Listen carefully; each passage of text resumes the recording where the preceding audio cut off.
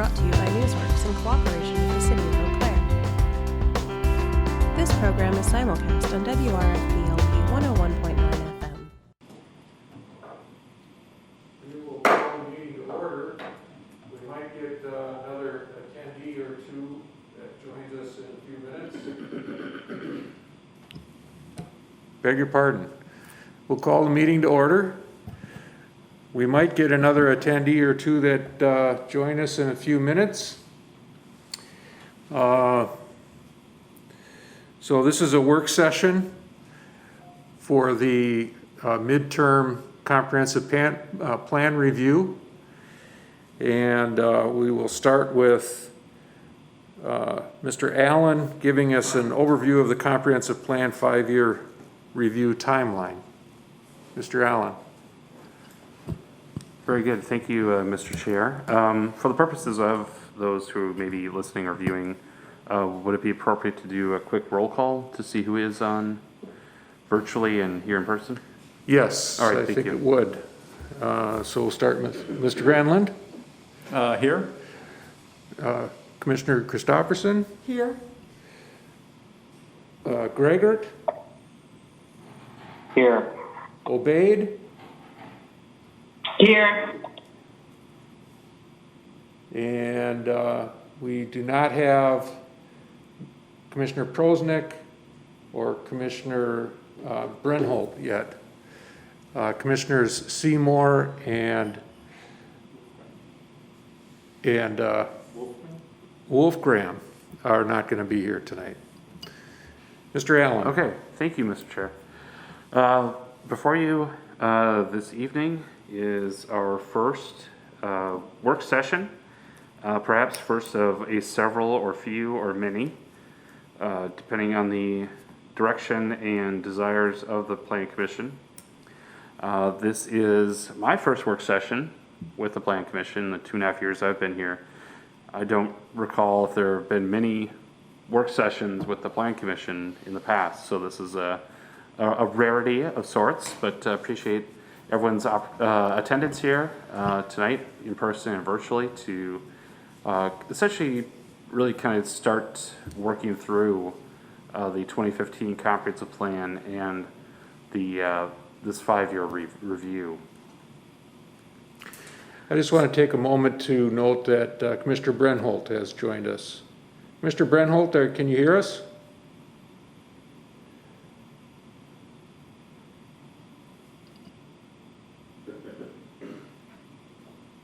Can you hear us, Craig? I can hear you. Great. Okay, Mr. Allen. All right, excellent. Thank you. And as we get started here, I do want to acknowledge the great work from the Planning Division staff. So Ned Noel is here along with Ryan Petrie. Certainly familiar faces for the Planning Commission and certainly with the comprehensive plan as well. So we'll be doing a lot of tag teaming throughout the night just to get things introduced. There are a number of items on the agenda that's been posted, and many of those will be essentially staff presentations. Certainly jump in and stop us if there are any questions along the way, but the final item and kind of the bulk of the discussion will be exactly that, a discussion item with the Planning Commission to kind of conclude and work through the bulk of the work session here tonight. So just a quick overview of some of the discussions to date. As we look at the slide here, there are a number of conversations we've had as discussion items on your regular Planning Commission agenda over the past several months. It began back in February as a discussion item, a summary review of the 2011 midterm process, which led then to the 2015 update, which is where we are reviewing starting here this year. Went through the overview of Chapter 15 in the 2015 Comprehensive Plan, which is the Plan Implementation Program. And then the 2 meetings in March is where had some further discussion, started talking about the possibility of a steering committee or task force and ideas around that, very similar to what had been done the previous midterm review, and discussion as well, just neighborhood associations and involvements from other community organizations. Then this COVID pandemic threw everything for a loop, just as you were having some more extended discussions about putting together a scope of work and what the scale of the review would be, and some additional ideas for a review committee. Everything essentially came to a halt, at least in terms of public involvement and outreach in a larger scale as we move forward through the pandemic to where we are today. So what I've labeled here, number 5, is a summer staff review. Essentially, over the summer, staff, as time allowed, looked at various chapters. We assigned ourselves different chapters of the comprehensive plan. Ned was gracious enough to put together a lovely color-coded assessment spreadsheet, which we'll go through here shortly. And we also did some follow-up with other departments as well, who have responsibilities related to the comprehensive plan. And then in August, had some additional discussion items, and at our last regular meeting, September 14th, decided to move ahead with the first work session, which is where we are tonight.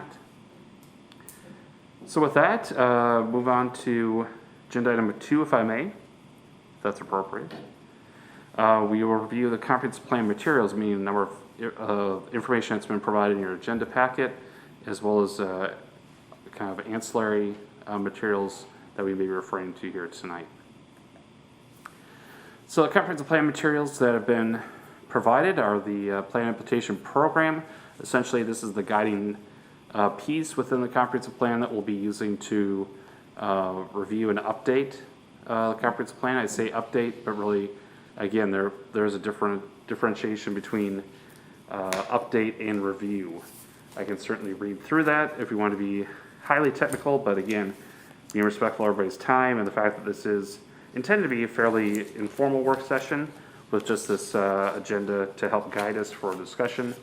I think it is important, though, to note that there are formal reviews of the plan once every 10 years, which is the full rewrite, and then once every 5 years, which is where we are now, kind of midterm review.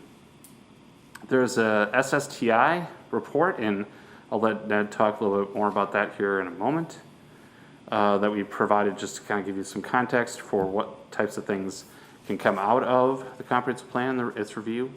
The assessment spreadsheet, very kind of the summary of that, and so we're going to go through each of those pieces with you here shortly. And then some other documents that weren't necessarily included in your agenda packet, but have been referenced through with that assessment spreadsheet or elsewhere. I did provide the direct link there. Again, we could send out this PowerPoint presentation to everybody as well. But the direct link to the comprehensive plan page on the city website, which has all these materials for your reference as well. Again, they're all PDFs uploaded there. In terms of these other documents, one is the health chapter. That was essentially a result of the 2011 kind of midterm review, as well as the sustainability chapter, which led into the Renewable Energy Action Plan adopted earlier this year. And then as well, kind of the background data kind of document to all of the chapters in the 2015 comp plan. That's the conditions and issues analysis document. So with that, we'll jump into staff presentation of the plan implementation program assessment. So I will maybe first jump over to that SSTI section of the agenda packet and let Ned kind of give a little summary of what that is referring to. We'll have you talking to the other mic. Okay, here we go. Sorry, that one's got to be Yeah, pointed that one's on. down. All right, hi there. That has to be pointed down to the So I think most of you know me, but I don't know. I'm Ned Noel. I'm a city planner as well here. And just wanted to give you guys a quick little brief, if you were able to read this or not, but quick brief summary of this study. We got a grant to look at compact growth development planning, mainly an infill development study, which could also mean greenfield development too on the fringe. But basically, and by and large, the more we can implement the growth strategy of compact development, the more wins the community will have. And so, Ryan, if you want to scroll down, I think it's page 3. Yeah, right there, that table. I think this is the most succinct way to show exactly the outcomes. These are hypothetical scenarios, but basically, the more you're able to maximize a parcel's value in terms of development, whether it's mixed use or apartments or just more development on that site, and the closer that's together, think of downtown, the more access to jobs and homes by transit, the more walkable it's going to be, the lower automobile trips you're going to have, the lower greenhouse gases you're going to have, the more active walking opportunities you're going to have, biking, and then your annual household costs will be lower, and then also your transportation costs will be lower too because you're not driving as much.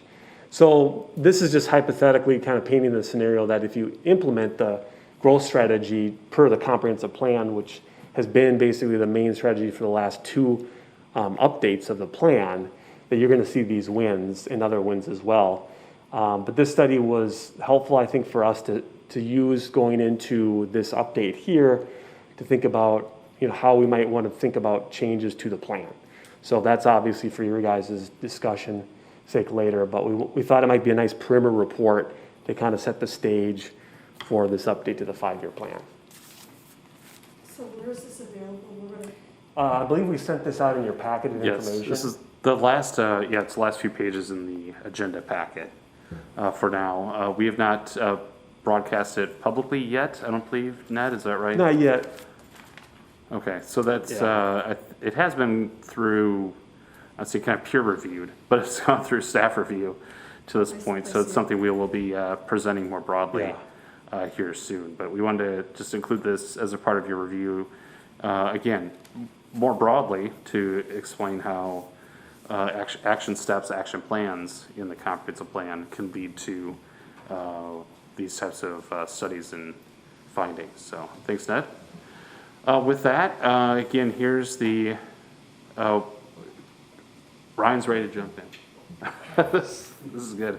Again, this is a work session, so again, feel free to jump in and converse and ask questions as we go along, but we will take our assessment table and we're going to go through each of the different chapters. Ryan, if you can jump over to the assessment table quick. You can kind of see where we are there. Thank you. So we have not rehearsed this, so this will be perhaps evident as we go along. Which is maybe why I'm overemphasizing this is a work session. So thank you for your patience as we kind of jump around different slides here, but different documents as well. This is the actual Excel spreadsheet that we can edit and modify and kind of walk through. This was reflective of the version, the PDF version is included in your agenda packet. So each of these different tables come from that chapter 15, which then in turn refer back to each of the various chapters themselves.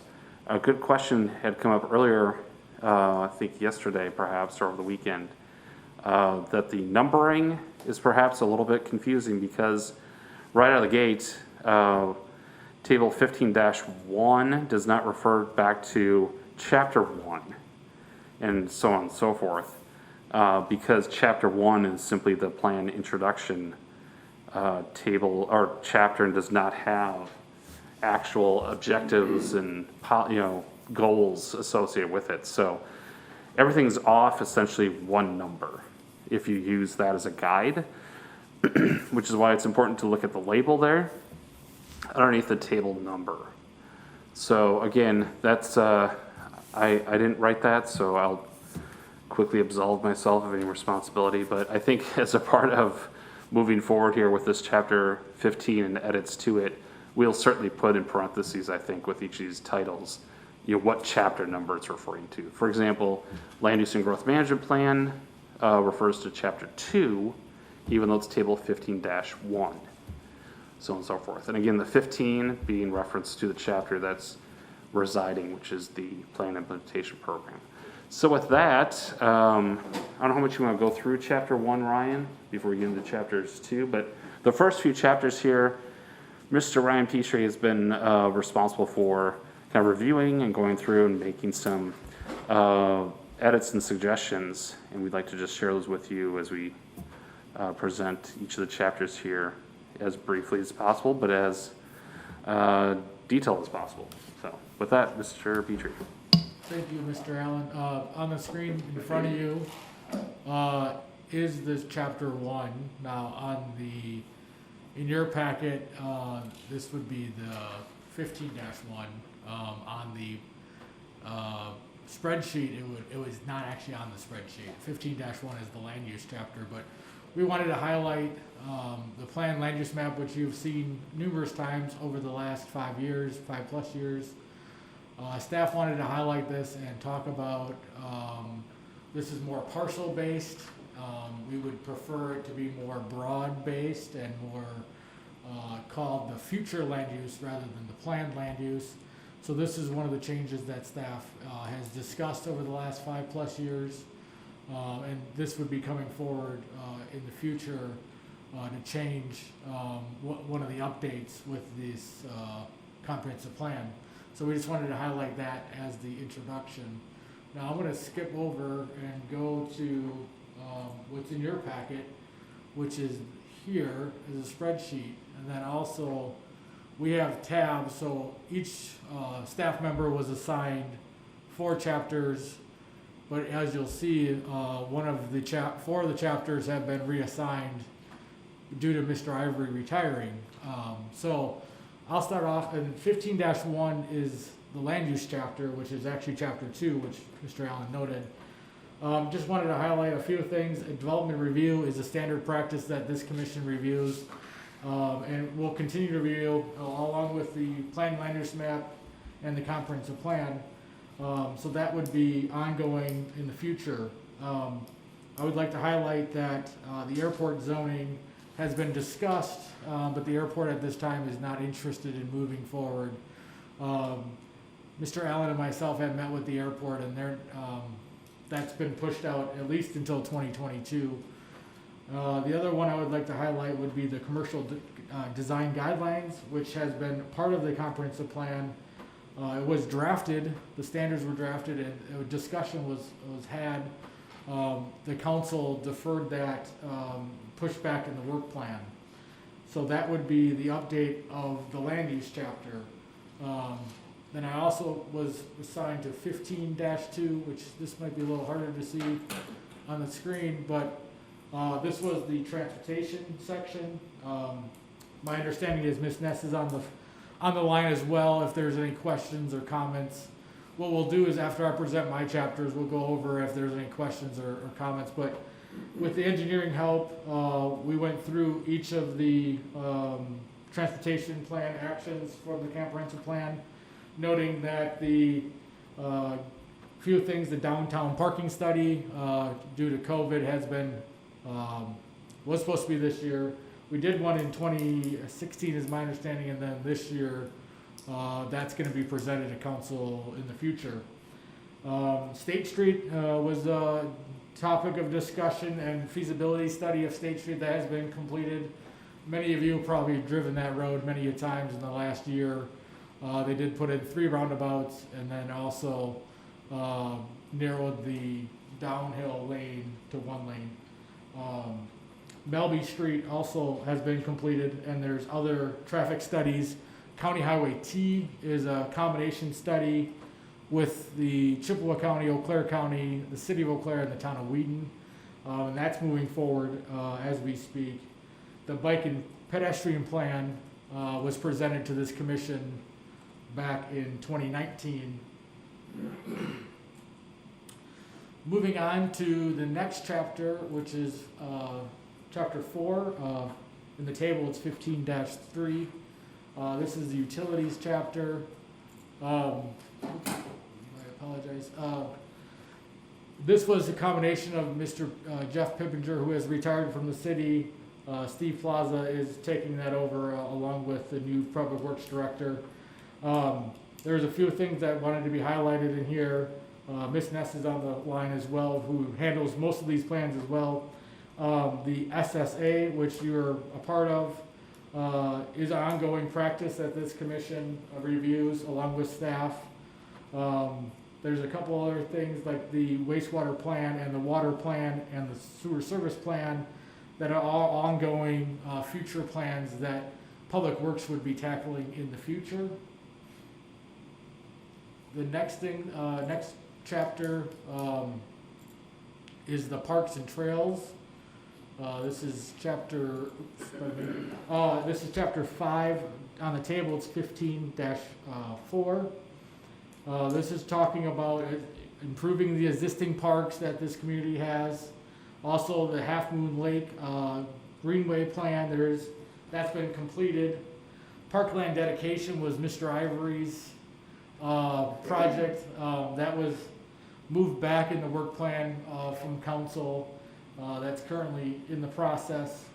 And then also the Folsom Street Park has been delayed some time. This was one of Mr. Ivory's chapters, along with the next chapter, which is section, the natural resource plan. This is 15-5 in your packet table. This is talking about Half Moon Lake, as I mentioned, was updated. There's a few things that need to be discussed. The engineering department has been assisting with this as well. The street trees for residential plantings has been approved, and that was back in 2016. It went through this commission and council. And then also through the engineering department, steep slopes ordinance has been passed consistent with the DNR standards, and that was completed I believe in 2018 before Mr. Jensko retired. So that was Mr. Ivory's chapter as well, which I handled now. With that being said, those were the 6 chapters that I took over, 4 that I had, and then 2 more. Is there any questions Commissioner regarding Christopherson. those chapters? Thank you so much for your presentation. This is going a little fast for me. I have one question that is really specific to what you just read. And the question would be on that street trees. It's been passed, but it's also showing that there's no progress with a red light. That street tree plan also shows up in a couple of other areas also with red signals. So give me some background on what's going on with that. Yes, so you're highlighting, so residential street trees have been passed. So every time there's a new single family or twin home or duplex built in the community, the developer or the city of Eau Claire will be planting street trees or front yard trees. Sometimes with boulevards, it's not wide enough, or the property owner wants to maintain that tree, so they'd be in the front yard. Now there's also, when you have a commercial site plan, the developer is responsible for adding street trees or front yard trees where appropriate. My understanding is the forestry department is working also with their updated plan for removal of ash trees and other trees, and then diversifying the canopy. So that's like an ongoing, continuing program that the city has been running. This in particular, in my understanding, this was completed in 2016. I don't even know if that date's right. It might have been 2017. I'll double check that. When this commission and the council approved the residential street trees, so we'll verify that. So your last comment there, it should not be red. On this line, it should actually be green because it's completed. Yes. I think I need to go back. There might be a note on the assessment tab. Yeah. Okay. There you go. I don't know exactly. Okay, well, and that's helpful to hear that there was also that particular, The bottom there. Mhm. Look at the note. Good question. Yeah. See, I already, so I updated the tab, I didn't update the assessment, but that's something I can update, that's not a problem. okay, Yeah, I think when I went through some of this initially to build this, there's another larger citywide street tree plan that forestry wanted to do, and that has not been done. But some of these coding is a little arbitrary, so maybe it's more like yellow. But we can look into it for you. so the direct answer is there's several different ways in which trees are being analyzed, and not all of them are moving along at the same rate, okay. That leads back to, as I was trying to kind of get myself more immersed in the deeper conversation about how we have these particular goals and objectives. As I read the chapter, it's not real clear as to how these become the items you're tracking. Do those come out of staff conversations, or? So when you get to the end of the chapter, these are very clearly 1, 2, 3, 4, 5. But I wasn't picking that up in the narrative. Could you give me a little help with that? Yeah, I can comment on that. So these are the major work tasks. There's some minor work tasks too that don't show up in the implementation plan, but are noted in the policy sections of the plan. So if there was an implementation section that had all of that, it would be a lot more cumbersome. So just the major, if you look at the plan implementation, chapter 15, it says the major to-dos. So that's what we're trying to highlight here. And how do those change? Are these the same major to-dos that we've always had? Yes, this is the existing to-dos from the 2015 plan. And we're trying to give you an assessment of how much has been accomplished to date. Okay, I'm trying not to be too dim here. No, there's a lot to take in. So I'm assuming you've got this plan, this robust plan that has been written, and that somehow from that conversation and writing up the plan, someone has decided that these are the to-do list. Is this like a conversation from staff that identifies these items? I So, think, I might be able to help with Yeah. that. When 2015, when we did our overall review of the comprehensive plan and set the plan for the next 10 years, we had a committee of like 40 or 50 people, all stakeholders in the community, plan commission members, city council members, and a consultant. And we talked about what are our priorities, what do we want to get done. And in response to that, staff says, well, here is what we can get done on this timeline. And then that is presented to city council, as you know, and passed. So these to-do lists are in the comprehensive plan before it goes to city council, but they do come from staff. Right, okay. Thank you. That's what I assumed, because it wasn't in the narrative, so it had to have been a response to the narrative. Thank you very much. Yes. Yeah, Commissioner. And it is Granlund. what we're here to discuss and adjust through discussion at this point. So resetting priorities or eliminating some of these priorities would be that key element.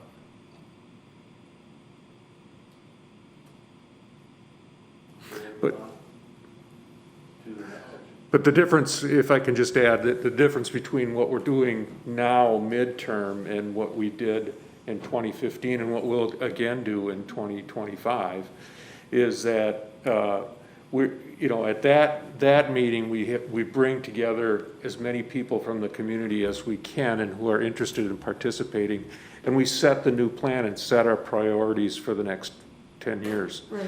What we're doing now is, okay, gotcha. I don't want to over-explain either, but. I'm not that dim. Oh, I'm sorry. Yeah, the light's not quite out. Yeah. Thank you. Okay, I just wanted to highlight too that some of these work plans, topics are duplicated in the plan. Like, just because it's under land use doesn't mean it's not under a different chapter, and then you'll see it as we go through the rest of them. And so if there's any other comments, we can come back, but we'll move on to, Mr. Allen and economic development. Sure, for the thank next you. one. Yeah, and again, appreciate everyone's patience. There are several ways we could have gone about this introduction, so we just arbitrarily chose exactly that, quickly kind of running through each of these chapters and the assessment, and then coming back, of course, answering questions along the way as they come up, but coming back and having the conversation amongst yourselves after we kind of run through each of these. Another way of doing things, several different ways, that is a comprehensive plan. I think the plan staff here can attest to that as well, that there are dozens of ways to put these comprehensive plans together too. So this was just the way that was chosen in 2015, and as we progress here, that can certainly evolve and change too. I need to circle back for a moment. I just noticed Commissioner Greigert had his hand up. I'm not sure how Okay. long he had it there, but let's see if he's got something. Well, thank you. Yeah, I appreciate, some of the background here. I guess, one of the pieces of all of this that I wonder about, maybe along the lines of just figuring out how we update these actions, and that's the city council's process last year to create a strategic plan, and all the items in that, a lot of them fit into these various categories of the comprehensive plan, these various plans within a plan. And it seems like that, looking through that strategic plan that city staff and the city council put together would be a really good place to kind of check and see, what fits. So that maybe that's something that the Plan Commission could review as part of this process, or staff could somehow see how these things fit together, because it seems like there's some good overlap, but there's also some new ideas that have maybe emerged over the last couple of years that bubbled up through the city council and the strategic planning process. So I'm not sure what staff's thoughts are on that, or other commissioners, if all the commissioners have had a chance to even see that strategic plan. It hasn't necessarily been super widely distributed or things like that, but it is on the city website. Yeah, certainly, I think it's a great idea to try to, blend the two, or at least have some connectivity with the city council strategic plan, and the same too with the plan commission work plans and other boards and commission annual work plans as well. Many of those things are born out of the comprehensive plan, but as you mentioned, Commissioner Greg, a number of them are not. A number of them just come up as needs arise. So that was something I had looking through our notes in preparation for tonight that I noted from early on in one of the conversations, I think back in March, when this was discussed, in the early stages, was exactly that, to see which of these chapters would need to kind of get bounced back either directly with those boards and commissions and have their input, or at least take some of those guiding documents, work plans and strategic plan, and try to compare and contrast those as well. So we can certainly do that from a staff perspective, look at those work plans and strategic plan, put another kind of filter and layer to this, and then see where we need to go from there, if there needs to be additional input from those boards and commissions as we put this review together. But yes, thank you for that input, absolutely. Yeah, I guess I appreciate that, and in some ways I think some of the work has already been done in regards to this, because we at least have some information from the city council on some priorities, and then commission work plans and stuff. So as much as possible, like finding some information we've already collected and then bringing in plan commissioner ideas and community member ideas additionally would be great. Thanks a lot. Okay, Mr. Allen. All right, yeah, thank you. Again, to just introduce each of these as we go along with the discussion here, or come back to the discussion on each of these. The next one is the Economic Development Plan, and that is, again, make sure I got the numbering right, Chapter 7. So with that, just making some updates here. In terms of the color coding, really, again, you see some reference back, as we were mentioning here earlier. Just some of these, there's some duplication. Airport zoning is mentioned in here again. A few of these had some notes on the Cameron interchange. It says continue to advocate for building interchange at I-94 at Cameron, and there have been some conversations back and forth with DOT since this was put into the plan, but I know that's still on the long-term wish list for the city as development continues to grow on the west side of town. So that's something that we can certainly continue to review. Passenger rail is another one that's kind of influenced by so many other factors and so many outside agencies. So that too remains on the list, but is kind of that middle ground. The rest under economic development had some input early on. Again, it's been a few months with Economic Development Manager Aaron White and his staff. And so this is one chapter that we'll certainly look at updating and cleaning up as we go along. One thing in particular too, referencing targeting industries and looking at industrial property.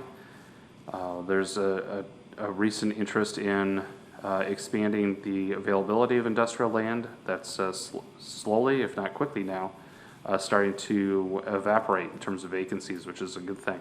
But that means need to continue to look at other opportunities for additional industrial land throughout the city. So another note I had on here, and it's off the screen there, but retention and recruitment actually adjusted and modified one of the staff job descriptions, and we hired Sarah Larson, and that position is more kind of that kind of business outreach approach prior to, which is different than the previous position description. So that's a real emphasis again with retention, recruitment, and kind of more the marketing side of things as well. So just wanted to mention that's one new thing to include in the list. So with that, I will move to urban design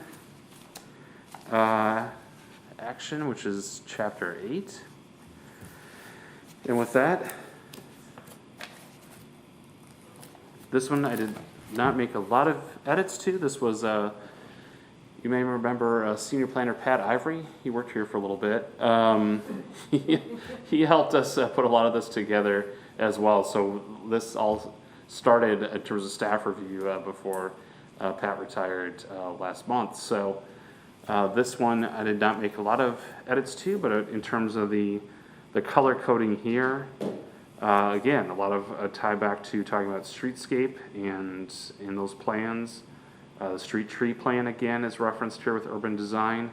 One I did want to highlight in particular is the wayfinding signs. It's the third one on the list there. DECI is making that a priority as they move forward here next year. So that's one thing that is starting to get a little bit more traction. And it's kind of in that middle range of the yellow or number 2 ranking. Other than that, again, a number of these things have been completed.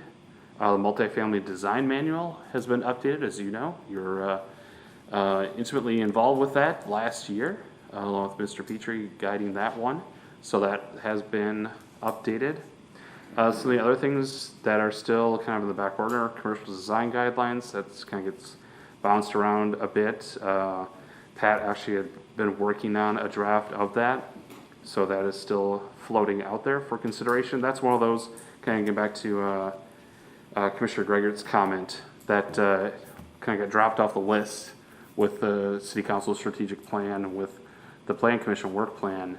Certainly an interest in that, but terms of capacity for other things, it got pushed down the list. So with that, we can move on to the next chapter, which I believe it goes over to Ned, which is Chapter 9, the Neighborhoods and Districts Plan. Yeah, it's hard for me to see that. You're welcome.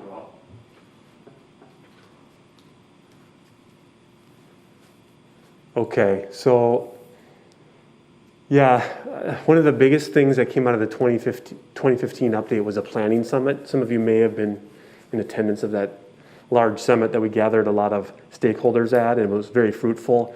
Birthed the Randall Park Revitalization Corp., which was a success, and new strategies for neighborhood planning. So very successful there, and has really stimulated more neighborhood associations and a lot more momentum around that whole subject. So we can continue to want to encourage that. And code enforcement, we were able to restore the full-time code enforcement officer that was eliminated. We were able to get that person back, which was great. And one of the big wins was this rental housing inspections program, which was controversial at the time, but a lot of stakeholder meetings and buy-in and helping people to understand that it's actually going to be more beneficial than not. So that was a huge win that the health department led. We're continuing to update alleys, street maintenance where needed, parking regulations is really tied back into some of that downtown and overall old neighborhood parking study that was done earlier this year, along with the sticker program to research. And yeah, we continue to help staff support the neighborhood associations, working with them to create plans or bylaws, and then also to engage the university where needed with their master planning. So a lot of success in this area. This was probably, we looked in 2015 more of an inward approach rather than an outward approach. In 2010, or actually in 2005, our comp plan was really looking at outward growth strategy. We recognized in 2015 that we need to look inward and reinvest in our inner city. And so that was the main push, and that's why this chapter was actually called out specifically for neighborhoods. We did not have that before. So a lot of good success there, but more can be done. Let's see what's next. And we have historic preservation. So again, Pat was in charge of the Landmarks Commission. So going over, they had a lot of success too. They were able to continue to add some contributing properties to local designation, not so much state and national, but some surveys were done in 2016 that evaluated some structures like the Wells Fargo building downtown. And based off of the State Office of Preservation, they encouraged us to continue the local designations, but they were not eligible for state and national registers. Too much had been altered to the original structures. So we continue to try to do surveys where needed per the commission's request. Local designations continue to occur. The opt-outs, there is some interest later on in a few years to consider reaching out to property owners who were given by city council in the past an opt-out opportunity to see if they would opt back into districts, landmark districts. So that's something that may be directed by city council or the plan commission and the landmarks too. So again, we continue just to advance the program with historical markers and building relationships with builders to preserve our history. So let's do the next. If you actually have downtown. Yeah, we're kind of skipping ahead. Ned and I alternated these last few chapters. So since you're up there, Ned, should I just do the health and jump ahead to the community facilities plan? Yeah, the public facilities tab. Yeah, chapter 13. So this was a very small chapter, but we completed a fire station master plan, considering maybe a new fire station over in the Cannery District, since we eliminated 10. Continue to try to work with the school district for planning in terms of demographic growth and also new parks, consolidating the Roosevelt Park as an example. in the comment there. Master plan with the UW system. We decided not, working with them, to not basically approve their boundaries in any of our plans, but to use their master plan as a guide, because it's already come out of date with the cannery, or not the cannery, the what is it now? I'm blanking, the not the Sonantag, the Haymarket Landing. There you go. The Haymarket Landing site down there. That was not in their original master plan. So they've already kind of sent out more tentacles into the community that it's not consistent with their master plan. So we just use it as a guide. And then we talked about the airport as well. But there's some areas that I noted here that we could maybe look at more for future consideration in this update. Did we miss 15.9?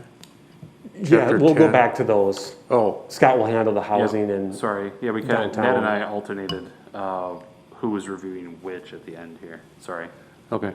just based off of our areas of what we work on. So if you want to go to the, I think it's the health tab next.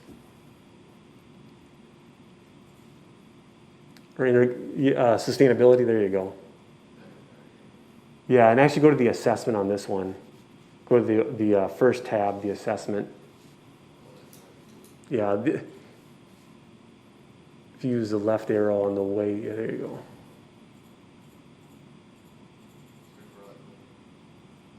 All the way down. These have their own, these chapters were called out specific chapters after the fact. The sustainability chapter was done in 2009, updated in 2015. Just some revisions, not a lot, but by and large, we've implemented most of that chapter to date.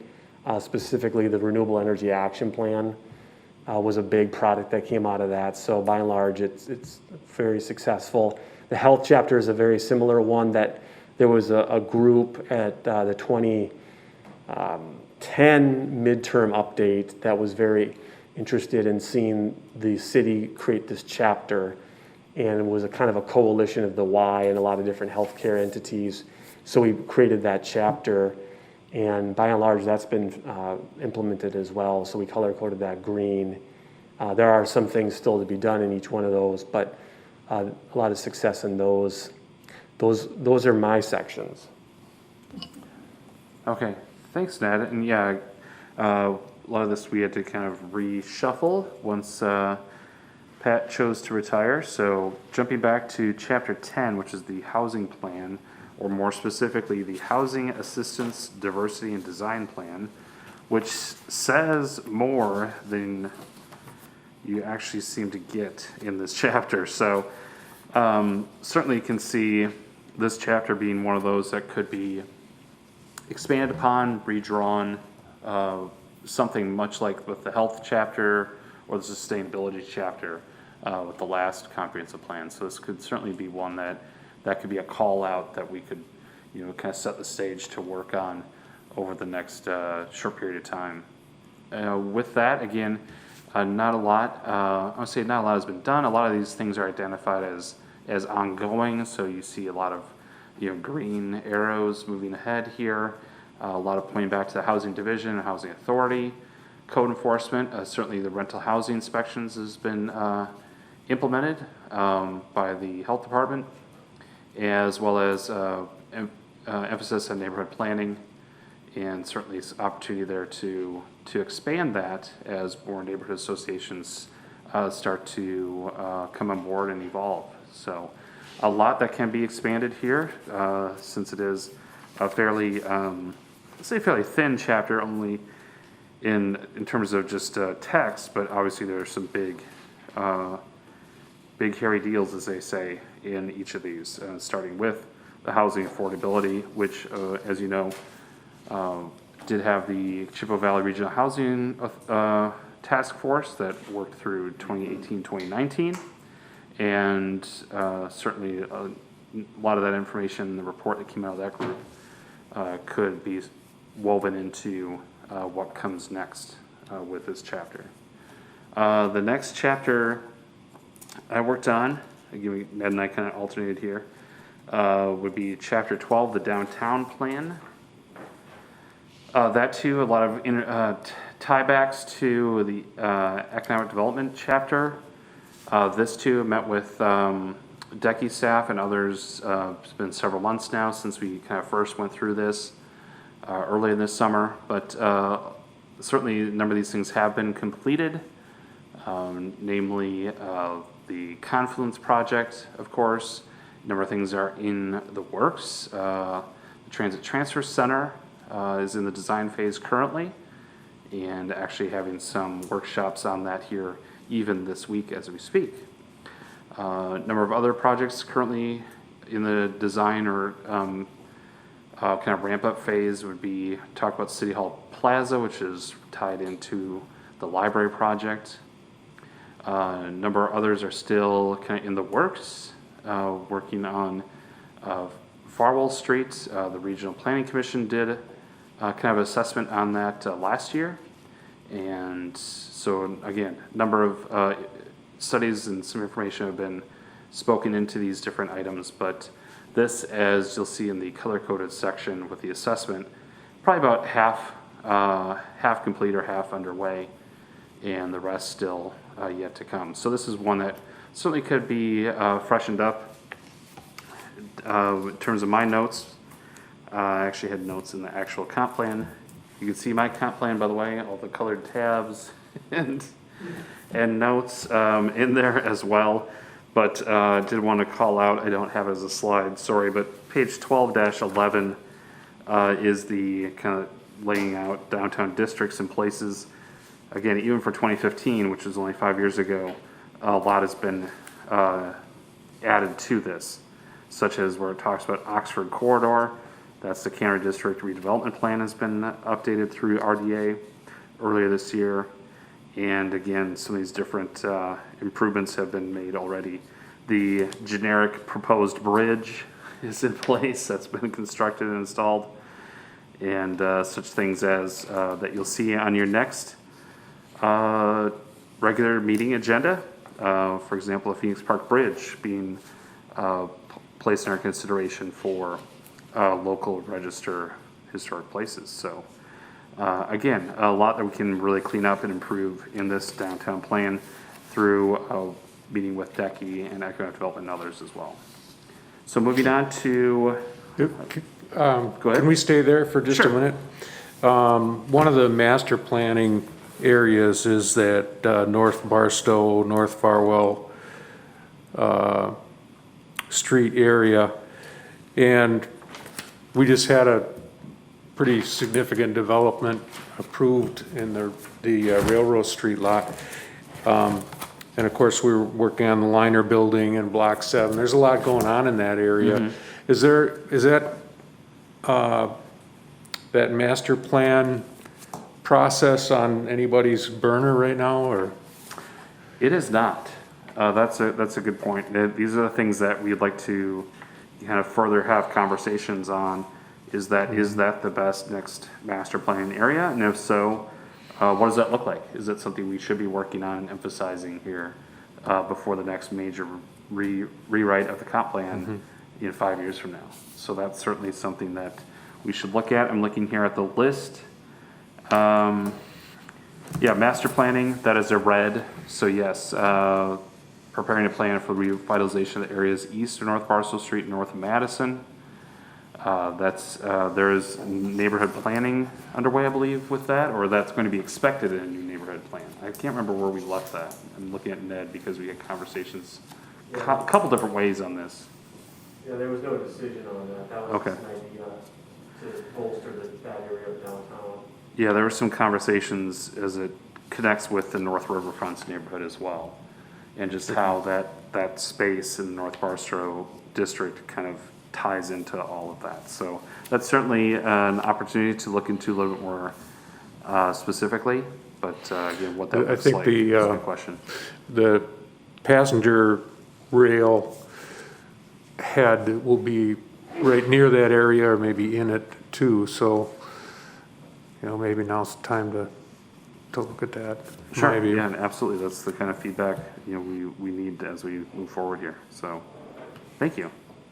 Anything else with that before I jump on to the last chapter that I had anyway, and we can start going back through each of these and get everybody's feedback as it currently stands. So with that, the last one is the governmental cooperation plan. And that's also kind of a brief section, but nonetheless important. And it's chapter 14, and that talks a lot about the extraterritorial jurisdiction, ETJ, and the Urban Sewer Service Area, or SSA, that you see in terms of, some CSMs and plats that occur in those areas do come before you. And again, there's some updates that can be made to that since, a lot of projects have come online since 2015. And one thing to note in particular with this is the fact that the intergovernmental agreements are up for renewal next year. So that is still on the books regardless of where we go from here as well. One thing too, County Highway T north of town is still a lot of work going on with various jurisdictions related to that. So even though it says early discussions and it's a red flag, red color coded, that could actually transition to a little more yellow and have some redevelopment and development happening over the next few years as well. So with that, that concludes our part of the staff's part of the presentation, and we're just shy of 6 o'clock. So that was our goal, was to have all of that done within the first hour.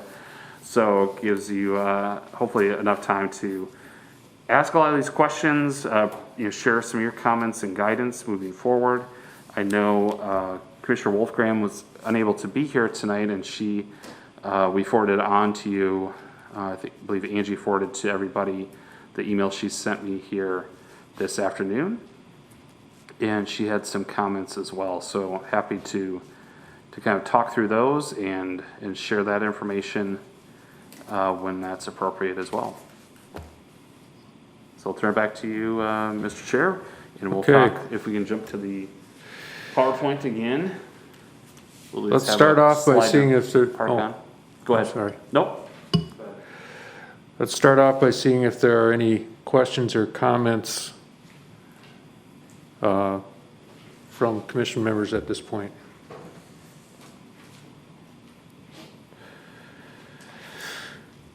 Commissioner Greigert.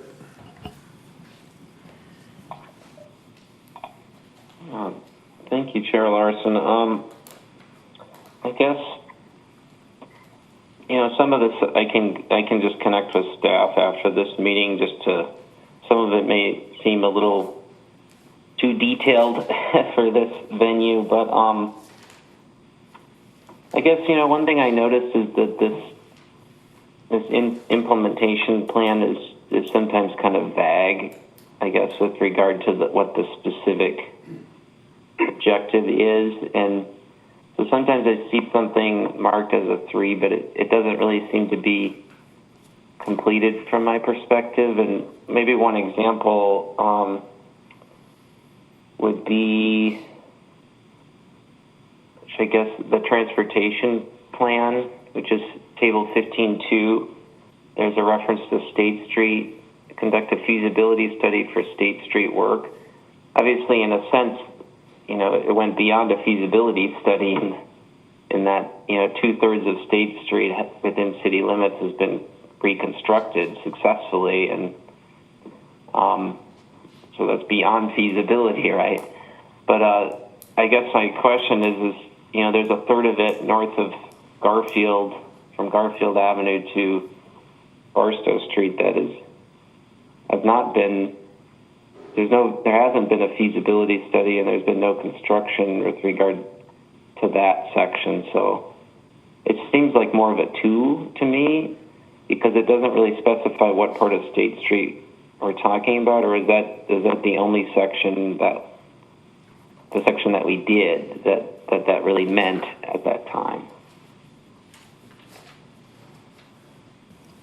I don't know if Leah is still on the call, but maybe Leah could jump in on that part of Yes. it, because yeah, it was a little bit more broad, but hopefully she can share a little more detail about that.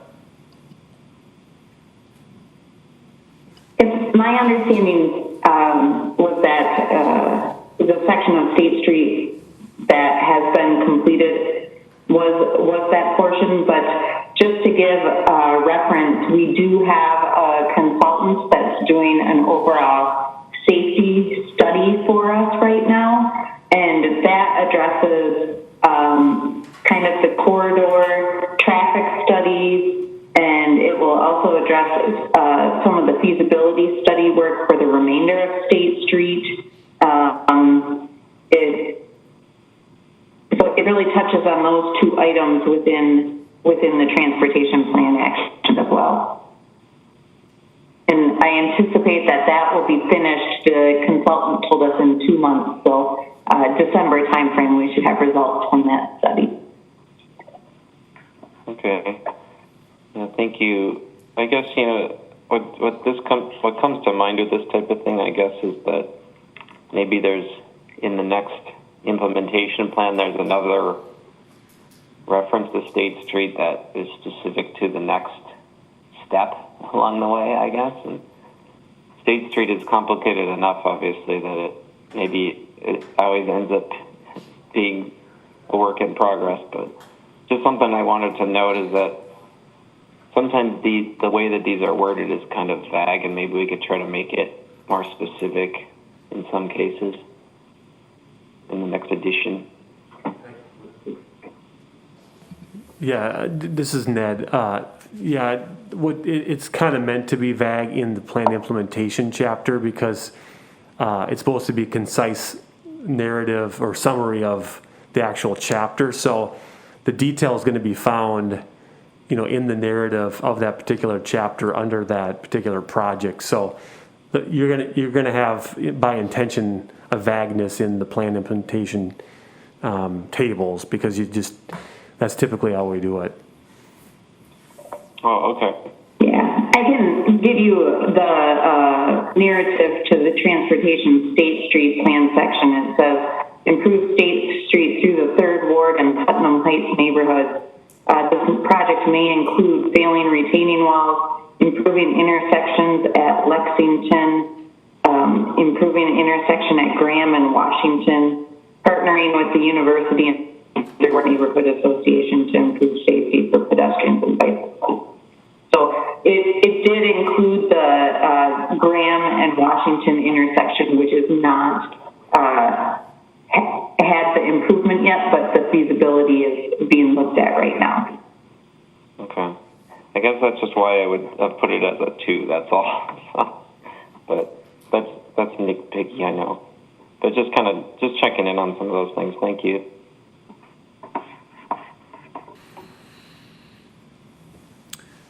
Any other comments or questions at this point?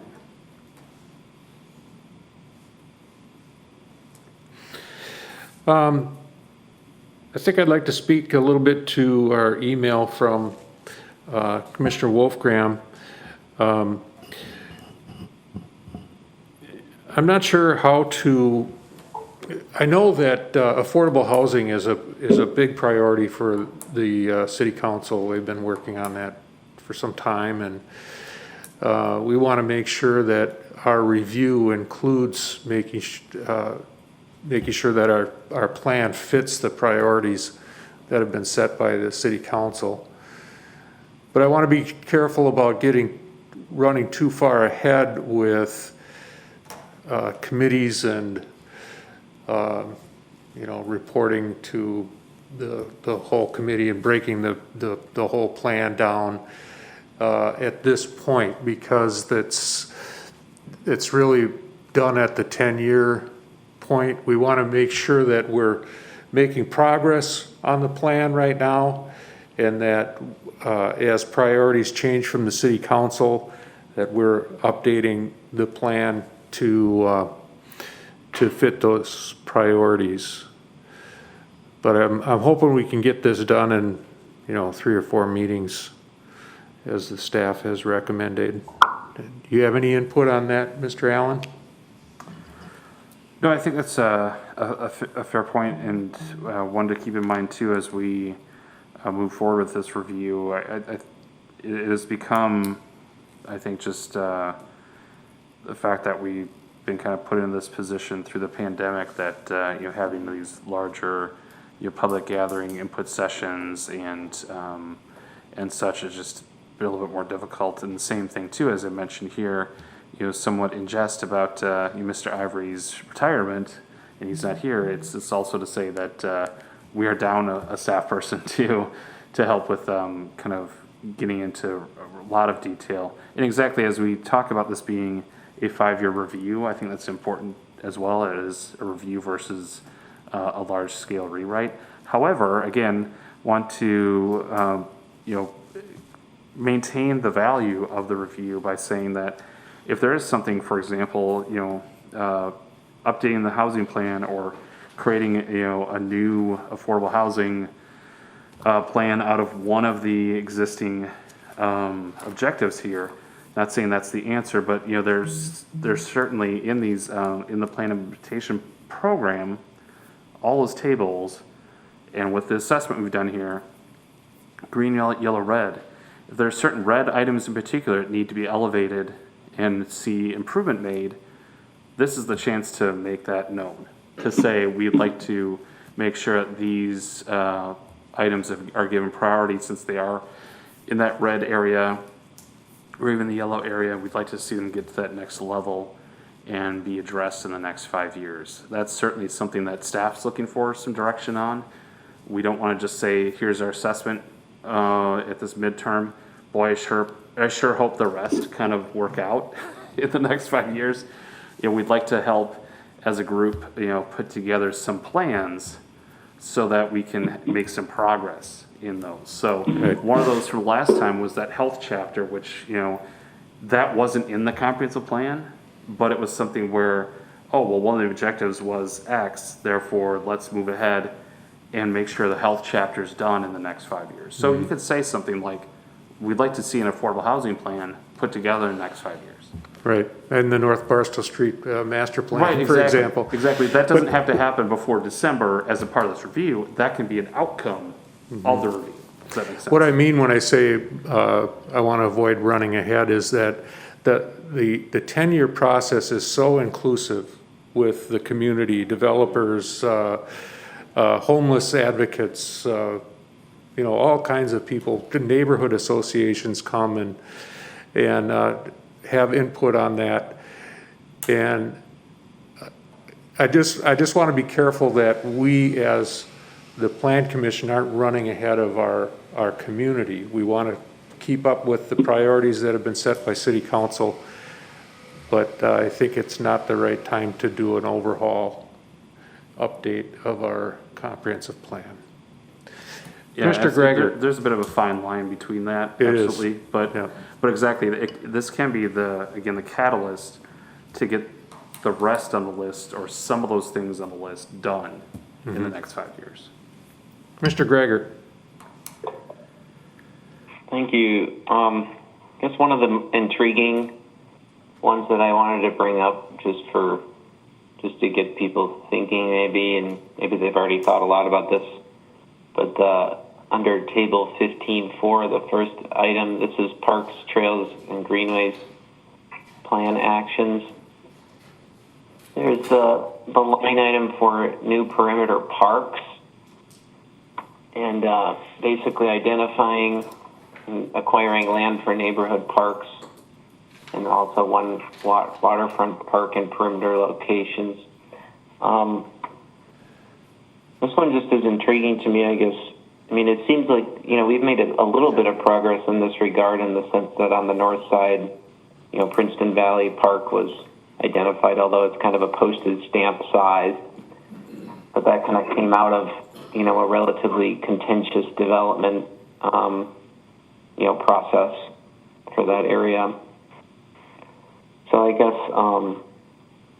just maybe as staff have a little bit more of an update other than no progress, I guess, because I do think some progress has occurred. But one of the things that comes to mind is that, 4 of the 5 district city council members represent, districts that have kind of new growth on the edges. The only one that really doesn't would be Councilmember Worthman's district, which tends to be more downtown. So I kind of wonder that there's kind of opportunities to engage with those council members in being champions for this.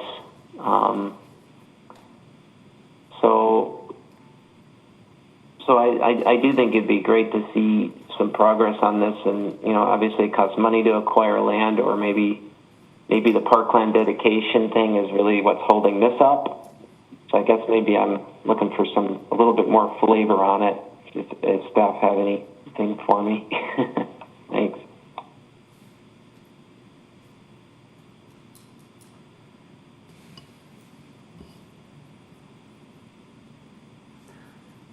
I know that was in one of the work plans recently, the last few years, was to look at the parkland dedication. That too, I know, got set aside, necessarily the back burner, perhaps the side burner for some of these other things, but that's a good point too.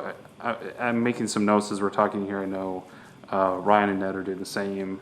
That, for example, in new perimeter parks, talking about acquiring land and such, exactly, there has been that progress with Princeton Valley Park, and we can certainly note that. And I think that's valuable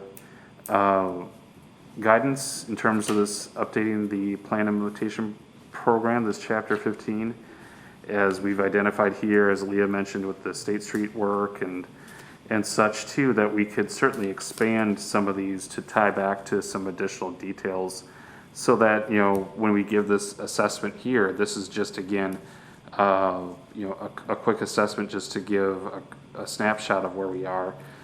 Adding some detail to that is exactly what we're looking for kind of with this review, is to make sure that we've identified everything that we have done, identified everything that's in progress, and then specifically call out those things that still need to be done in the next 5 years.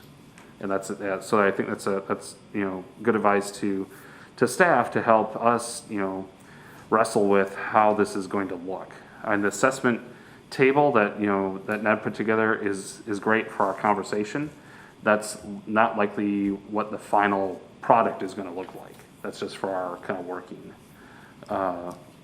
efforts here. But yeah, I'll leave it at that. We'll add some more detail at the very least. Yeah, I would just add that there's been 2 other parks that have been improved or open space. The Southwest Dog Park by the wastewater treatment plant has been going forward, and that should be fenced in this year, and then that would be opening up hiking and dog park and a trail system. And then also the Sundut Dog Park on the north side of the community was opened, I have 2018, I don't know if that's correct, but we'll add that in. And then you mentioned Princeton Valley Open Space New Park.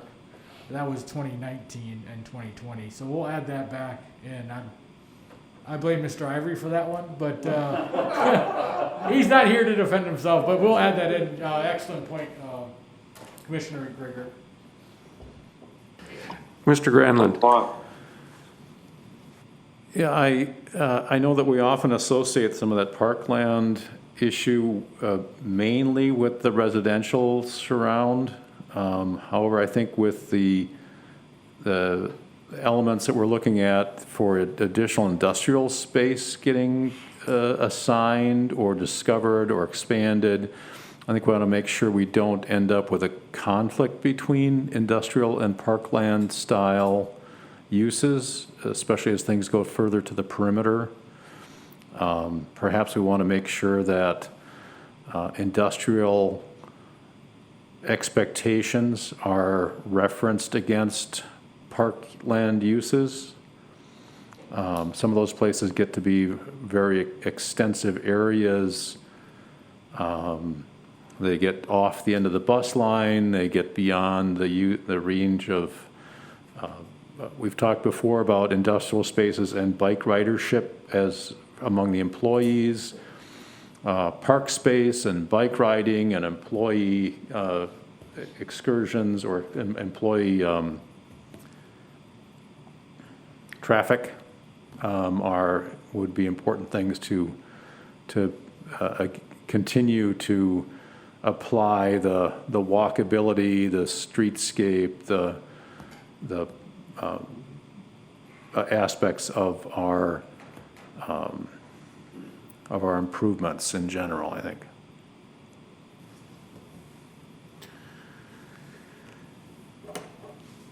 Okay, Commissioner Greggert.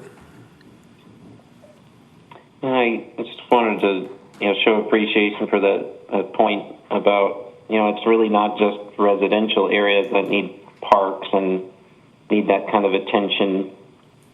I think about, all the people that you see out going for a walk during their lunch break over in Sky Park, for example, which is a light industrial park, but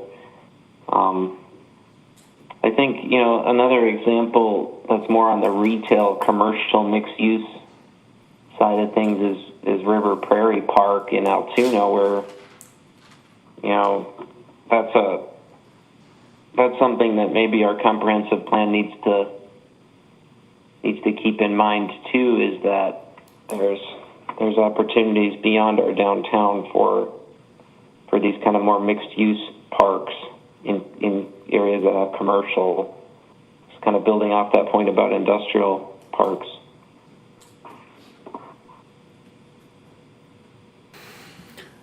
Okay, thank you.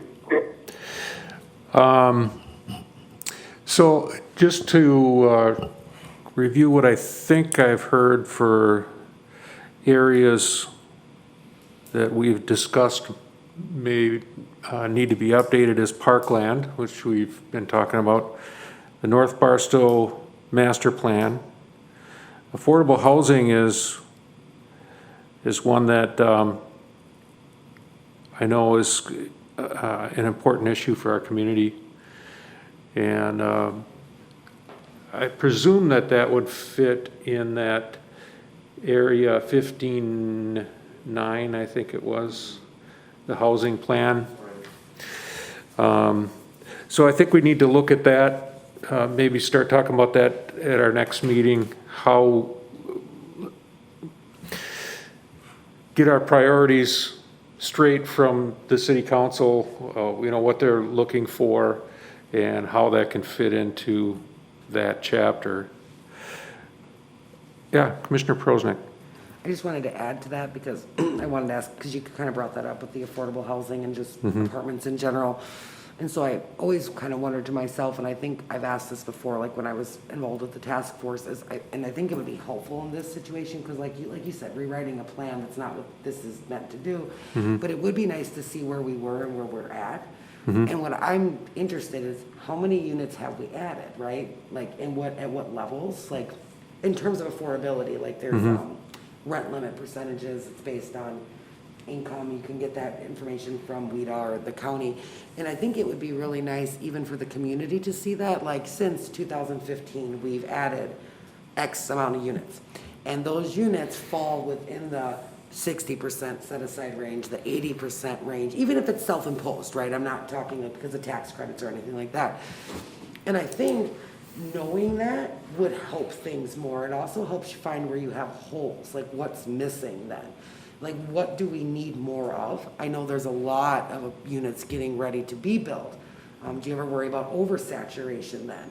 Are we building the right kind of units? What are we actually short on? Is it 1 bedrooms? Is it 3 bedrooms? You know what I mean? And I think that, in my opinion, if you're gonna have, you're talking about housing, you're talking about multifamily, or even affordable housing, making sure that it aligns with the plan, and maybe that is just an extra chapter on its own in 5 years, but like, where were we? Where are we at? What's missing? And then I think that kind of really helps, like as planning's working with developers, or you guys are looking for developers, hey, this is what we really need. And instead of just building the same stuff over and over again, I get it, you get comfortable, right? Like I work for a developer, it's a lot easier to build the same units we've always built because you get to know them, you can do them faster, better, cheaper in a sense because you know how to do it. But is it what we need? And I think that would just be something that would be really, it would be helpful to know, and it's quantifiable so you can track the success.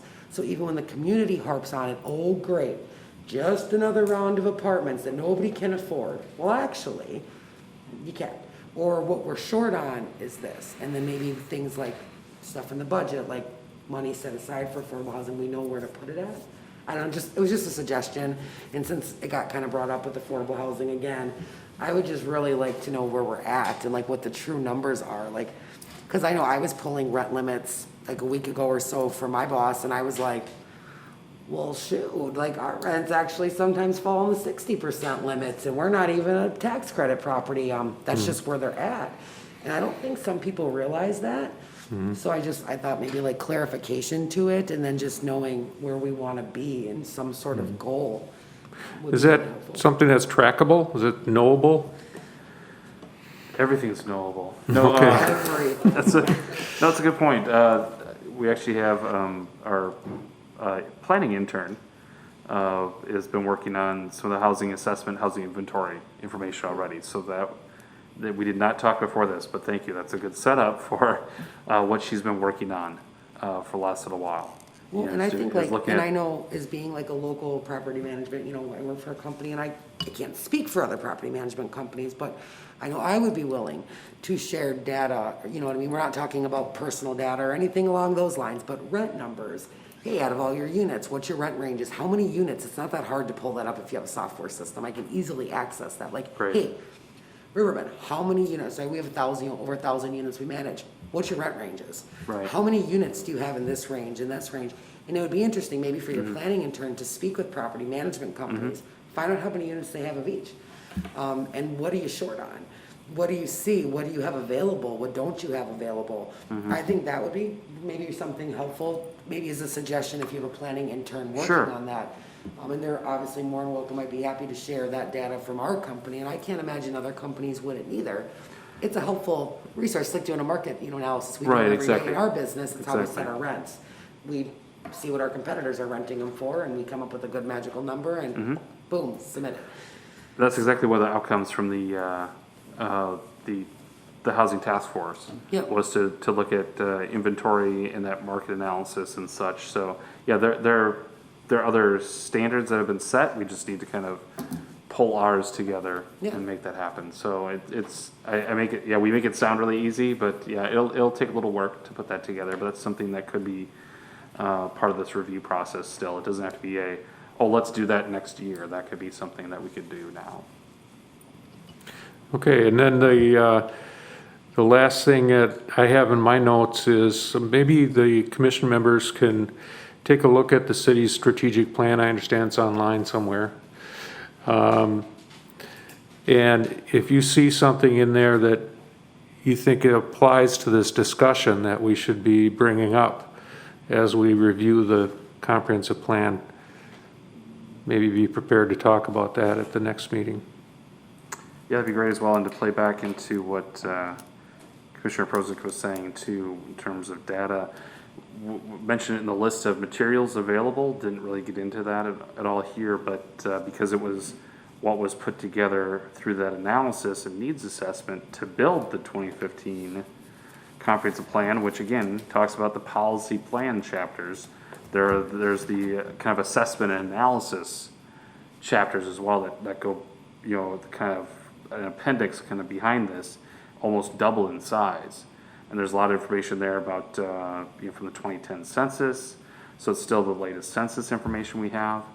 So certainly recommend, in certainly these particular topics or areas, chapters that you're interested in, pursuing a little bit further to look at the corresponding analysis chapter as well, because there'll be a lot of data that kind of speaks into that too. And that can then inform staff to go, well, maybe we need market analysis improvement and updated. Maybe we need housing inventory information updated. Maybe there are other data sources we need updated, especially as it relates to some of these other plans, like the strategic plan too. Good. So our next meeting is October 19th.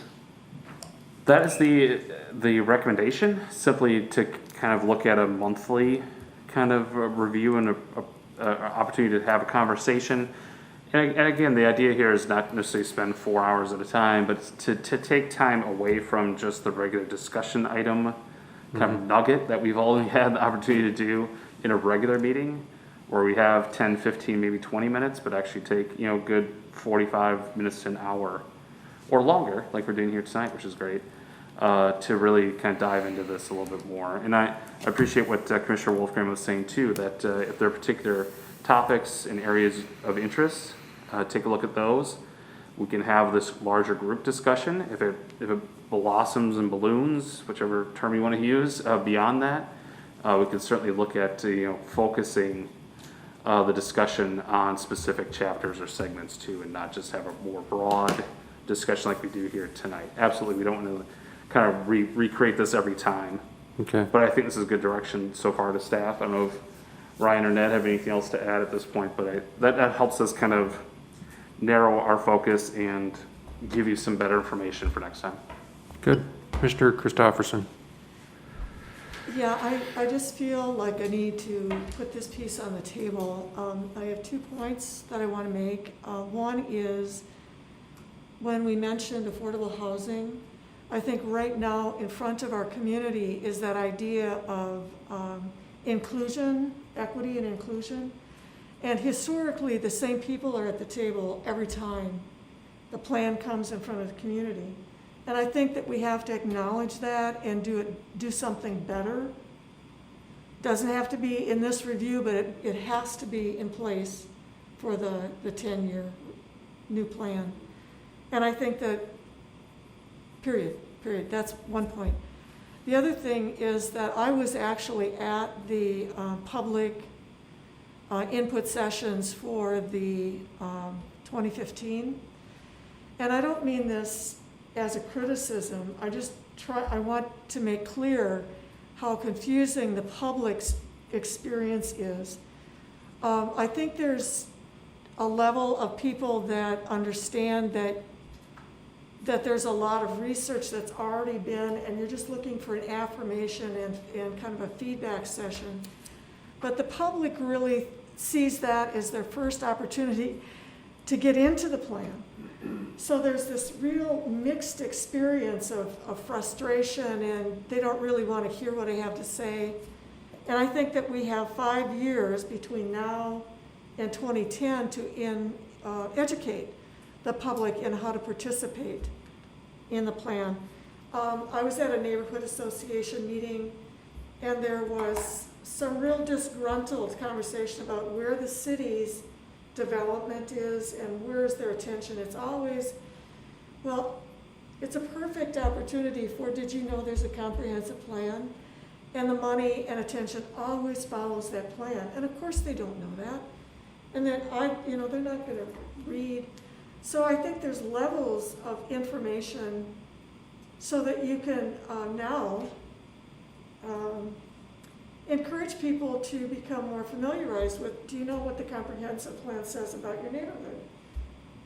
Or something other than that. But I just see that we have an opportunity to really incorporate the citizens at a much deeper level, if not information, but appreciation of what they should appreciate.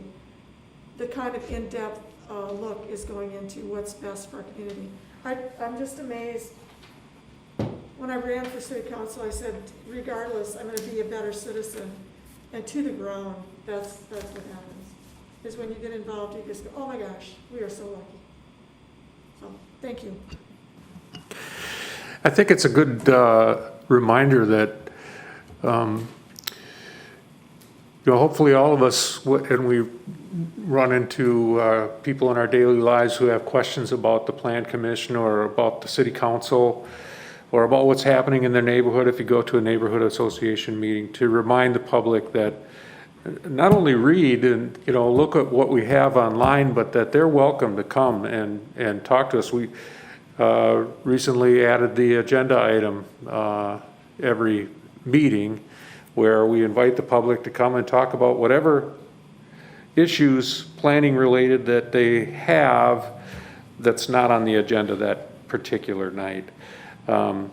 So when things come up midterm, hey, we really would like to see progress on this park in our neighborhood. Come and tell us, we welcome the community to come anytime and participate in our meetings. And it's not an admonition or anything, but it's just a good time to remind ourselves of that and the community as well. I think that was really well said, Joe and Eric. Mm-hmm. It is, and I think like right now, like because of COVID, right, people are home.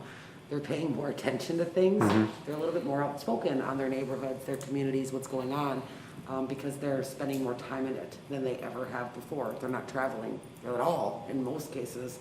Some people aren't even leaving their homes or their blocks or their neighborhoods. And I think people are starting to become very aware of what's going on or what they'd like to see.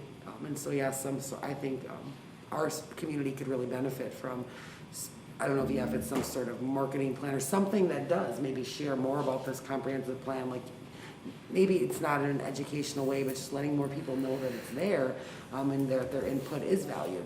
I think right now is probably a better time than any because they are very aware of what's going on. I like backing it up with facts because that's me. I'm a numbers person. I don't like to enter numbers, but I do like to be given them because I like to see actual numbers, actual progress. It helps. And you do just become a lot more aware. People's lives have changed. Their priorities have changed. Everything has changed because of this, and it'll change us forever. As a result, we'll never be the same we were, regardless if we're wearing masks or not. This will forever change our community, us as individuals. But I think right now, this is a time that people are thinking, and they might not realize that this stuff was already set out. Because I hear some of the same things you do. All they care about is downtown, or all they care about is fancy apartments and this. That's not necessarily the case. It is written down somewhere, and I think just, sharing that information in some way, shape, or form publicly, I think would be really nice, and especially at a time like this. Just a thought. Good. Any final thoughts? Okay, we will look forward to our next meeting, probably October 19th. Right, the plan is to, again, try to have a set time, so rather than trying to hope we have time after a regular meeting, try to do something like an hour or so before. If you'd like to have more time than that, certainly let us know. Nothing magical to once a month. If it needs to be more than that, again, let us know as well. But other than that, we'll see you at your next regular meeting, which is next Monday at 7 here, and we'll have that agenda packet going out tomorrow. Yeah, and as a reminder, I'm out of town that day. Right, thank you. So, all right, thank you. This meeting is adjourned.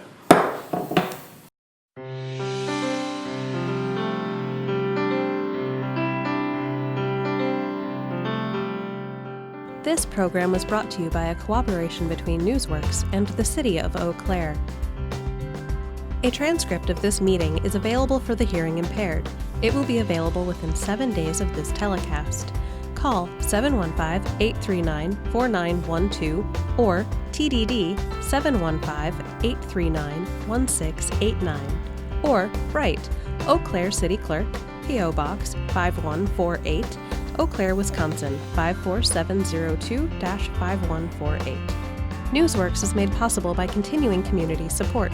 If you would like to volunteer or make a donation, please contact us via phone at 715-839-5067 or online at valleymediaworks.org.